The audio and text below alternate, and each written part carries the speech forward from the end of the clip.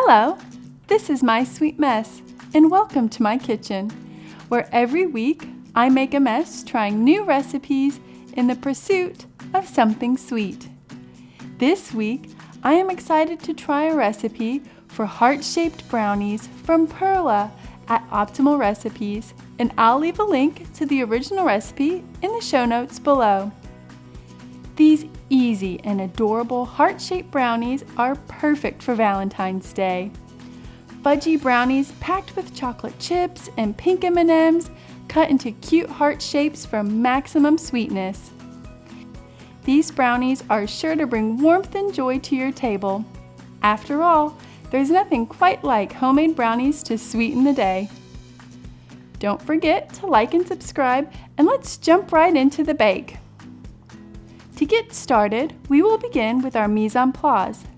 Mise en place is a French term for putting in place or everything in its place. It's the process of preparing your tools and ingredients before you get started baking. For this recipe, you need unsalted butter, sugar, instant espresso or coffee powder, eggs, vanilla extract, unsweetened cocoa powder, salt, baking powder, chocolate chips, and M&Ms. Something great about this recipe is how easy it is to customize to your personal taste. I am choosing to add instant espresso powder, chocolate chips, and M&Ms, which were not on the original recipe. Now that my ingredients are measured out, let's set everything to the side for later and prep our equipment. Let's walk through the equipment we will need for this recipe. To begin, we need to preheat our oven to 350 degrees Fahrenheit. We will also need a 9 by 13 inch baking pan lined with parchment paper, and I added some cooking spray for a little extra insurance. We will also need a medium saucepan, a large bowl, heart-shaped cookie cutters, a whisk, and a spatula. Now that all of the ingredients are measured out and the equipment is prepped, let's get started with our bake. In our large bowl, let's combine some of our dry ingredients. Into the bowl, we will whisk together the flour, cocoa powder, salt, and baking powder. And we will whisk that all together. Once everything is whisked together, we will set this aside for later. Now, in our medium saucepan, we will melt the butter over low heat. So into our saucepan goes the butter. And I'm going to just set this on our stovetop and melt it over low heat. Once the butter is melted, I'll come right back. And I'm back. Our butter is all melted. I know it's real easy to just melt the butter in the microwave and move on, but melting the butter in a saucepan is crucial for these brownies. It'll allow the sugars to dissolve thoroughly, leading to that rich, fudgy texture that we all crave. So what I'm gonna do into this saucepan that I use to melt the butter so it's still a little warm is I'm actually gonna add in the sugar, the espresso powder, and the vanilla and mix that together. So into the saucepan goes our sugar, the espresso powder, and remember the espresso powder is optional, and the vanilla. And I'm just gonna give that a mix so everything is well combined with that melted butter. The reason that I'm using espresso powder is because it helps bring out a rich chocolatey flavor to the cocoa powder and the chocolate chips. You absolutely do not have to use espresso powder. Your brownies will still be delicious without it, but I feel like it'll kick it up a notch. Once our espresso powder and sugar looks nicely dissolved and integrated into that butter, we can go ahead and add in the eggs. And I'm gonna give them a good stirring. And make sure that you're scraping the sides and the bottom of the pan as you're stirring this all together. I think that looks pretty good, so let's bring back our dry ingredients and we will simply add our wet into the dry. All right, and this is already smelling wonderful. That melted butter with that cocoa powder smells great. Oh, I almost forgot. The chocolate chips. We need to add in the chocolate chips. Perfect. And again, the chocolate chips are optional, and I'm just using milk chocolate chips. But you can use whatever you want. You can use dark chocolate, you could use white chocolate chips, you could add nuts if you wanted to. They're your brownies, so make them your own. And we're just gonna mix this together until everything is just combined. We don't want to overmix this. Make sure you get the make sure where you get the bottom and the sides of the bowl. The dry ingredients like to hide out in the bottom, especially of the bowl. And that's starting to look pretty good to me. We want to make sure not to overmix. Just barely mixing the ingredients together helps the brownies stay tender. And I think that looks pretty good. I still see some bits of flour in there, but I'm not super worried about that. Okay, I think that looks pretty darn good. So we will just set this aside and grab our 9x13 prepped pan. So here we have our 9x13 inch pan. I've got quite a bit of parchment paper here to line the pan, and I've also added some cooking spray just for added insurance so that the brownies come off easily. And we'll just go ahead and add our batter into the pan. Whew. This is a thick batter. Okay, and then I'm just going to use my spatula and gently coax the batter into the corners of the pan. Ooh, maybe, hopefully. This actually looks okay, but I think I have way too much parchment paper here, so I'm just gonna do a little cleanup. Now I don't mind leaving some overhang, as you can see, because later when the brownies are done, I can use these almost like handles and lift that brownie right up out of the pan. Now these brownies look pretty good to me. I do want to call out, at this point, I have not added our M&Ms, and I did that on purpose. I want the M&Ms to sit on top of our brownies. I worry if I put them on now that they'll sink to the bottom and I won't get that really bright, powerful color that I'm looking for.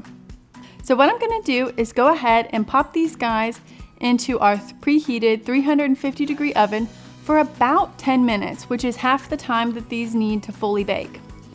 After 10 minutes, I'm gonna pull the brownies out, then I'll sprinkle the M&Ms on top, and then bake the brownies for about 10 to 15 minutes more, or until a toothpick, when inserted into the brownies, comes out clean.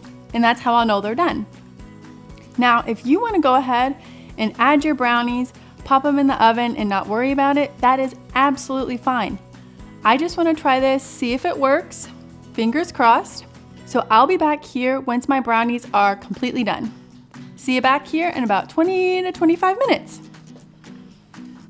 Okay, it's been about 10 minutes, so the brownies are halfway through the baking process, and I am just going to take a handful of our M&Ms and start decorating.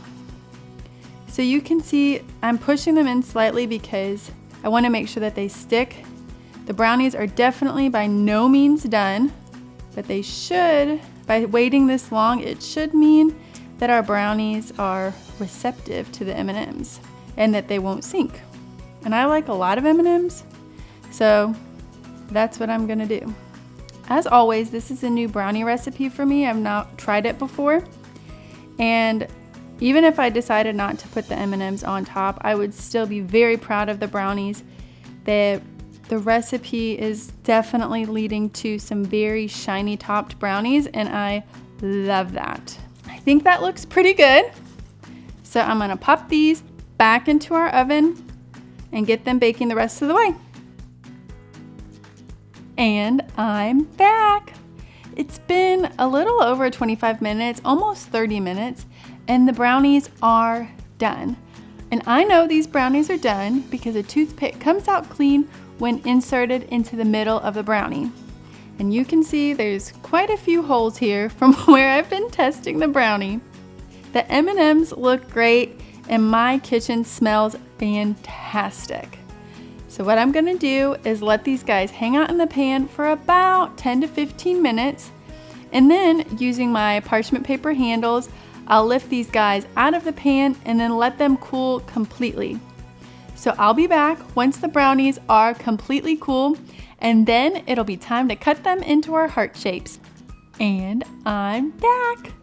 The brownies are completely cooled, so now it's time to use our cookie cutters and cut them into cute heart shapes. I have a few different cookie cutter sizes here, and I will simply cut the brownies out using these cookie cutters. And as an added treat, I get to enjoy the leftovers with a scoop of ice cream and maybe some hot fudge later. 2 treats in one. How wonderful! Now, cutting out the brownies with our cookie cutters would be a great step to involve any helping hands that are interested in getting involved in the kitchen. I like this little cookie cutter, and I think these will make perfect brownie hearts. I do want to call out, when I was lifting the brownies out of the pan, I got a little bit of a fault line here. My brownies broke a little bit, but that's okay. What I'm going to do is actually take the edge of my cookie cutter and line it up with the seam of the break, and then you'll never know that these brownies had a little bit of an accident on the way out of the pan. So we'll start over here and try to navigate sort of around the M&Ms.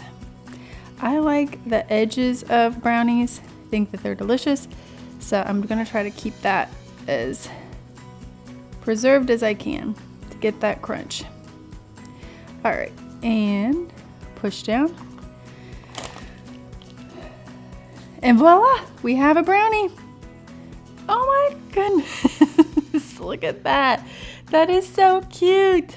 I got it a little bit on the edge there, so that's why you kind of have that little bump, but that's okay. I think that is adorable. And I have a little tray here, so I'm just going to set my brownie there with my impeccably clean hands, and let's cut out the rest. Oh, I'm so excited. That turned out really well. And if you really give it a push, that brownie will cut right through the M&Ms. Okay, just peel off the scraps a little bit so we can have a nice clean visual. And oh, is that not the cutest thing? Oh my goodness. Okay. Once all the brownies are cut into sweethearts, you can either dust them with powdered sugar or get creative with frosting and sprinkles. It is totally up to you. It's your choice, so get creative. I personally am going to enjoy these just as they are. Now, enough looking at these cuties. Let's give them a taste. And don't they look so sweet? Wow, these are wonderful. They are rich and fudgy and extra chocolatey. They've got cocoa powder, chocolate chips, M&Ms. These are a chocolate lover's dream, very indulgent, and I am here for it. These would be great for a Galentine's Day or a Valentine's Day dessert tray. You could serve these with ice cream, whipped cream, some fruit like strawberries or raspberries would be great with them, or just as they are. They are wonderful. Now, I know that I made my brownies from scratch. You absolutely do not have to do that. Any boxed brownie mix would totally be fine, but I would recommend adding in those chocolate chips and the espresso powder. I think it really helped enhance that chocolate flavor. And I'm not getting any like coffee flavor or anything like that if that's a concern for you. It just makes the chocolate taste more chocolatey. I am off to find an ice cold glass of milk to go with this brownie. Don't forget to like and subscribe so you don't miss any future bakes. Thank you so much for being with me here today. And remember, trying new things is messy, but the end result is pretty sweet. Have a great rest of your day. Bye now.